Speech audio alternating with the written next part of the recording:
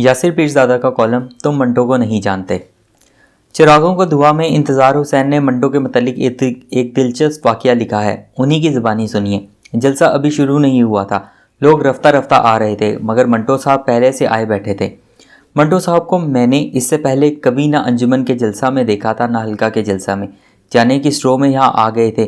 Programme میں ان کا افسانہ تو نہیں تھا شاید، یا شاید ہو۔ اس پروگرام میں ان کا افسانہ تھا تو وہ بہرحال پڑھا نہیں گیا۔ منٹو صاحب نے محفل ہی کو تہوالہ کر دیا۔ جلسہ کی کارروائی کا آغاز ہوا تو صدارت کے لیے حمید اختر نے وجیہ الدین احمد کا نام کا اعلان کیا۔ وجیہ الدین احمد اپنے بھاری تن و توش کے ساتھ کرسی صدارت پر بیٹھے ہی تھے کہ منٹو صاحب نے حمید اختر سے پوچھا، جناب آپ کی تعریف۔ حمید اختر بیچارے سٹپٹا گئے، بولے وجیہ الدین احمد ہیں مولانا صلاح الدین احمد کے صاحبزادے۔ مولانا صلاح الدین صاحب تو خیر ہوئے، منٹو صاحب بولے، مگر یہ کون ہیں؟ وجیہ الدین احمد کی سمجھ میں پہلے تو کچھ نہ آیا کہ کیا کہیں، آخر جوابی حملہ کیا، بولے اور آپ کون ہیں؟ میں کون صاحب ہوں؟ تم منٹو کو نہیں جانتے؟ پیچھے کی صفوں میں اچانک کھلبلی ہوئی۔ ضیاء جلندری بیچ میں سے کھڑے ہوئے اور منٹو صاحب کے رویے پر احتجاج کرنے لگے۔ منٹو صاحب بھی اب کھڑے ہو گئے تھے، پھر اس کے بعد چراغوں میں روشنی نہ رہی۔ یہ تھے سعادت حسن منٹو، لاابالی طبیعت، باغیانہ مزاج کے مالک، اردو کے منفرد اور اچھوتے عجیب۔ آج جب میں یہ سطور لکھ رہا ہوں تو 18 جنوری ہے۔ آج کا دن منٹو صاحب کا لاہور میں انتقال ہوا تھا۔ منٹو کی رہائش لاہور کے ہال روڈ کے پہلو میں واقع لکشمی منشن کے ایک چھوٹے سے مکان میں تھی۔ کچھ عرصہ پہلے میں یہ جگہ دیکھنے گیا تاکہ منٹو کا مکان تلاش کر سکوں، مگر مجھے وہاں منٹو کی کوئی نشانی نظر نہیں آئی۔ پراگ کافکا کا شہر ہے، اس پورے شہر پر کافکا کی چھاپ نظر آتی ہے۔ میں پراگ میں کافکا کی قبر کی زیارت کر چکا ہوں، مگر لاہور میں رہتے ہوئے میانی صاحب کے قبرستان میں منٹو کی قبر تلاش کرنا ممکن نہیں۔ بمبئی کے بعد لاہور منٹو کا شہر تھا۔ مجھے علم نہیں کہ بمبئی نے منٹو کے ساتھ کیا سلوک کیا، میرا دکھ تو یہ ہے کہ لاہور نے منٹو صاحب کی کتنی عزت رکھی، مرنے کے بعد ہی صحیح۔ اگر ہم اردو کے 5 بڑے افسانہ نگاروں کی فہرست بنائیں تو ایسی لسٹ منٹو کے بغیر ادھوری ہوگی، لیکن اگر ہم 3 بڑے افسانہ نگاروں کی فہرست بنائیں تو وہ بھی منٹو کے بغیر مکمل نہیں ہوگی۔ حتیٰ کہ ہم صرف ایک نام پر مشتمل ایسی فہرست بنائیں تو اس میں بھی منٹو ہی کا نام شامل ہوگا۔ ایسا کیوں ہے؟ اصل میں منٹو کے ہم عصر ادیبوں کی اکثریت ترقی پسند تحریک سے وابستہ تھی۔ اس زمانے میں یہ تحریک بہت زور تھی۔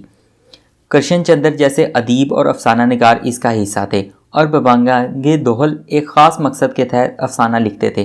مثلاً اگر انہوں نے ہندو مسلم فسادات کا احوال لکھنا ہے تو اس بات کا خیال رکھنا ہے کہ افسانے میں جتنے ہندو مروائے جائیں اتنے ہی مسلمان قتل ہوں۔ شروع میں منٹو صاحب بھی اس تحریک میں شامل تھے، مگر بعد میں انہوں نے اس تحریک سے بغاوت کر دی۔ منٹو کا ماننا تھا کہ افسانے پارٹی آرڈر پر نہیں لکھے جاتے، یا ادب کسی تحریک کے منشور یا کسی اسکیم کے تحت تخلیق نہیں کیا جاتا، اور کسی سے ڈکٹیشن لے کر کہانی نہیں لکھی جاتی۔ اس دور میں یہ نظریات رکھنا کوئی معمولی بات نہیں تھی۔ ان خیالات کی پداش میں ترقی پسند ادیبوں نے منٹو کو تحریک سے علیحدہ کر دیا، جس کی منٹو صاحب نے ذرہ برابر بھی پرواہ نہیں کی، اور کپڑے جار کر اپنے کام میں جت گئے اور ترقی پسند تحریک کی سرپرستی کے بغیر ہی شاہکار کہانیاں تحریر کر ڈالی۔ منٹو اپنی کہانیوں میں ہندو مسلم سکھ کو بیلنس کر کے نہیں مارتے تھے، جو دیکھتے تھے وہی لکھتے تھے اور بے خوف ہو کر ڈنکے کی چوٹ پر لکھتے تھے۔ یہی ان کی انفرادیت تھی جس نے انہیں اپنے ہم عصروں سے ممتاز کر دیا۔ ہمیں اپنے ادیبوں کا غیر ملکی ادیبوں سے موازنہ کرنے کا بھی خاصا شوق ہے، تو لگے ہاتھوں یہ کام بھی ہو جائے۔ ادب کی باقی اصناف کا تو پتہ نہیں، البتہ افسانہ ہماری ادبی صنف نہیں تھی، یہ مغرب کی روایت تھی اور وہاں کئی صدیوں سے تھی۔ ہمارے ہاں داستانوں اور ان میں بیان کردہ ذیلی قصوں کی روایت تھی۔ مغربی ادب میں افسانے کا باقاعدہ ایک کسا ہوا پلاٹ ہوا کرتا تھا، کہانی کا تانا بانا ہوتا تھا، کلائمیکس ہوتا تھا اور پھر متحیر کر دینے والا اختتام ہوتا تھا۔ ایسی شارٹ سٹوری کاری کو اپنے حصار میں جگہ رکھتی ہے۔ یہ صنف ہندوستان میں انگریزی ادب اور روسی کہانیوں کے تراجم سے آئی۔ ہندوستانی ادیب اس قسم کے افسانے سے واقف نہیں تھے، تاہم بعد میں ساری ترقی پسند تحریک اس مغربی صنف سے متاثر ہوئی، بلکہ یوں کہیے کہ ترقی پسندوں نے افسانے کی تکنیک گوگول، براہ کرم اسے گوگل نہ پڑھیا جائے، اور پشکن کی کہانیوں سے سیکھی۔ منٹو صاحب کا معاملہ بھی مختلف نہیں تھا۔ باری علیگ ان کے استاد تھے، انہوں نے منٹو کو روسی کہانیوں کے ترجمے کرنے کا مشورہ دیا، اور یوں منٹو نے افسانے لکھنے سے پہلے روسی ادب کا ترجمہ کیا، اور پھر یہیں سے ان کا اپنا قلم رواں ہو گیا۔ منٹو کے افسانوں میں سسپینس اور اچانک کسی بات کو اشکار کرنے کی جو خصوصیت ہمیں نظر آتی ہے وہ روسی ادب ہی کی دین ہے۔ رہی بات مغرب سے موازنہ کرنے کی، تو منٹو یا اردو کا کوئی بھی دوسرا بڑا افسانہ نگار مغربی مصنفین کو بہت زیادہ متاثر کرنے میں کامیاب نہیں ہوا، کیونکہ ان ادیبوں کے اردو افسانوں میں ایسا کوئی نیا اسلوب یا رنگ نہیں تھا جو اس سے پہلے مغرب ادب کے لیے اجنبی ہوتا۔ خالد حسین نے منٹو کا انگریزی ترجمہ کیا، اسے مغرب بھی پسند کیا گیا مگر واو نہیں کیا گیا۔